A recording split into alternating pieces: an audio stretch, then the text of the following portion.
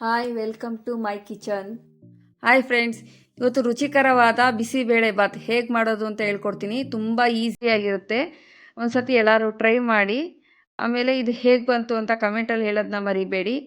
ನಾನು ಮೊದಲನೇದಾಗಿ ಒಂದು ಸ್ವಲ್ಪ ಬಿಸಿನೀರಿಗೆ ಒಂದು ಸ್ವಲ್ಪ ನಿಂಬೆಹಣ್ಣು ಗಾತ್ರದ ಹುಣಸೆಹಣ್ಣ ನೆನೆ ಹಾಕ್ಕೊಳ್ತಾ ಇದ್ದೀನಿ. ಬಿಸಿ ನೀರಿಗೆ ಹಾಕ್ಕೊಂಡ್ರೆ ಜಲ್ದಿ ನೆನೆಯುತ್ತೆ, ಜಲ್ದಿ ಸಾಫ್ಟ್ ಆಗುತ್ತೆ ಅಂತ. ಆಮೇಲೆ ನಾನು ಮುಕ್ಕಾಲು ಲೋಟ ತೊಗರಿಬೇಳೆ, ಮುಕ್ಕಾಲು ಲೋಟ ಅಕ್ಕಿ ತೊಗೋತಾ ಇದ್ದೀನಿ.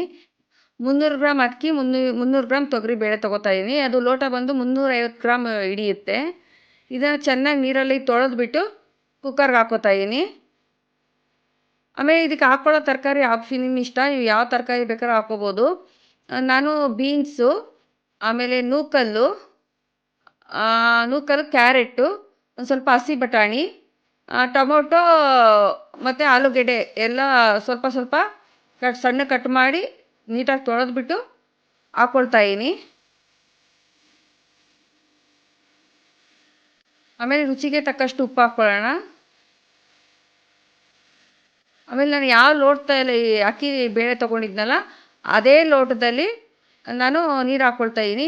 ನಾನು 1 ಲೋಟ ತೊಗರಿಬೇಳೆ, 1 ಲೋಟ ಅಕ್ಕಿ ತೊಗೊಂಡಿದ್ದೆ. ನಾನೊಂದು 5 ಲೋಟ ನೀರು ಹಾಕ್ಕೋತಾ ಇದ್ದೀನಿ. ಒಂದು ಮುಕ್ಕಾಲು ಲೋಟ ತೊಗೊಂಡಿದ್ದೆ. ನಾನು ಫುಲ್ ಹಾಕ್ಕೋತಾ ಇದ್ದೀನಿ ನೀರು. 350 ml 5 ಲೋಟ ಹಾಕ್ಕೊಂಡಿದ್ದೀನಿ.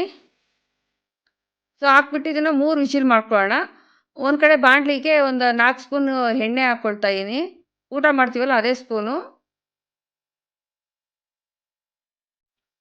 ಒಂದು ಅರ್ಧ ಸ್ಪೂನಷ್ಟು ನಾನು ಸಾಸಿವೆ, ಅರ್ಧ ಸ್ಪೂನು ಜೀರಿಗೆ, ಒಂದು 6 ಬ್ಯಾಡಗಿ ಮೆಣಸಿನ್ಕಾಯಿ ಇಷ್ಟನ್ನು ಒಗ್ಗರಣೆಗೆ ಹಾಕ್ಕೊಳ್ತಾ ಇದ್ದೀನಿ.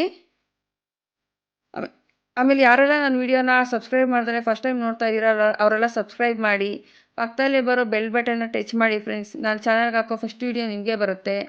ಆಮೇಲೆ ಇದು ಹೇಗೆ ಬಂತು ಅಂತ ಕಮೆಂಟಲ್ಲಿ ಹೇಳೋದನ್ನ ಮರಿಬೇಡಿ. ಫ್ರೆಂಡ್ಸು ರಿಲೇಟಿವ್ಸ್ಗೆಲ್ಲ ಶೇರ್ ಮಾಡಿ ನನಗೆ ಹೀಗೆ ಸಪೋರ್ಟ್ ಮಾಡ್ತಾಯಿರಿ ಫ್ರೆಂಡ್ಸ್. ಸ್ವಲ್ಪ ಕಲರ್ ಚೇಂಜ್ ಆಗೋವರೆಗೂ ಎಣ್ಣೆಲಿ ಇದನ್ನು ಬಾಡಿಸ್ಕೋಬೇಕು.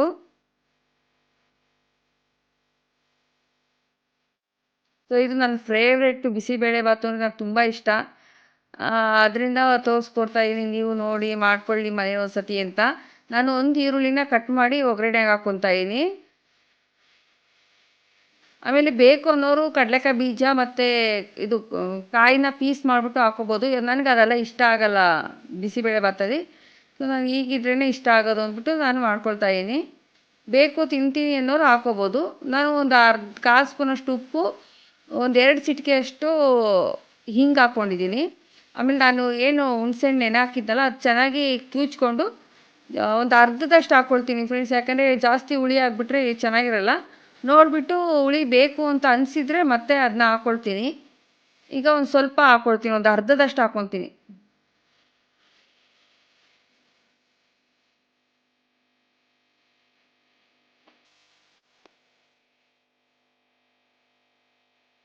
ಇನ್ನು ಅರ್ಧ ಹಂಗೆ ಮಡಗ್ಬಿಡ್ತೀನಿ. ಬೇಕು ಅಂದರೆ ಹುಳಿ ಕಮ್ಮಿ ಇದೆ ಅಂತ ಅನಿಸಿದ್ರೆ ಮಾತ್ರ ಹಾಕ್ಕೊಳ್ಳೋಣ, ಆಮೇಲೂ ಹಾಕ್ಕೋಬೋದು. ಒಂದು ಅರ್ಧ ಸ್ಪೂನಷ್ಟು ಅರಿಶಿನ ಹಾಕ್ಕೊತಾ ಇದ್ದೀನಿ. ಇದು ಗರಂ ಮಸಾಲ 1 ಸ್ಪೂನಷ್ಟು ಹಾಕ್ಕೊಂಡಿದ್ದೀನಿ.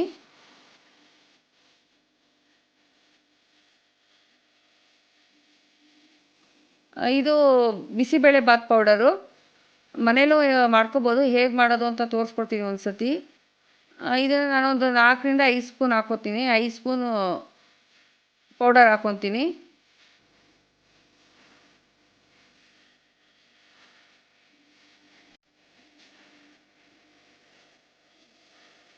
ಸ್ವಲ್ಪ ಬೇಯಿಸ್ಕೊಳ್ಳೋಣ.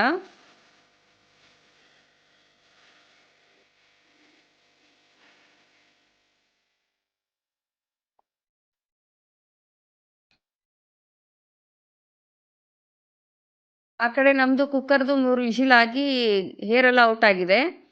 ಸೊ ಈಗ ಓಪನ್ ಮಾಡ್ಕೊಳ್ಳೋಣ. ತುಂಬ ಚೆನ್ನಾಗಾಗಿತ್ತು. ನಾವೇನು ಬಾಣಲೆಯಲ್ಲಿ ಒಗ್ಗರಣೆ ಕೊಟ್ಕೊಂಡಿದ್ವಲ್ಲ ಅದನ್ನೆಲ್ಲ ಇದು ಬೇಳೆ ಬೇಯಿಸ್ಕೊಂಡಿದ್ವಲ್ಲ ಆ ಅಕ್ಕಿನ ಬೇಳೆನೂ ಅದರೊಳಗಡೆ ಹಾಕ್ಕೊಳ್ಳೋಣ. ಹಾಕ್ಕೊಂಡು ಚೆನ್ನಾಗಿ ತಿರುಗಿಸ್ಕೊಳ್ಳೋಣ.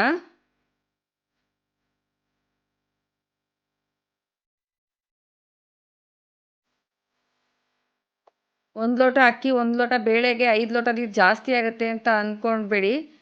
ನೋಡಿ ಅಷ್ಟು ನೀರು ಹಾಕಿದರೂ ಕೂಡ ಕೊನೆಗೆ ನೀರೇ ಇರಲಿಲ್ಲ. ಬೇಳೆ ಜಾಸ್ತಿ ನೀರು ತೊಗೊಳುತ್ತೆ. ಆಮೇಲೆ ಬಾಣಲಿಗೆ ಒಂದು ಸ್ವಲ್ಪ ನೀರು ಅಲ್ಲಾಡಿಸ್ಕೊಂಡು ಹಾಕ್ಕೊಳ್ಳೋಣ.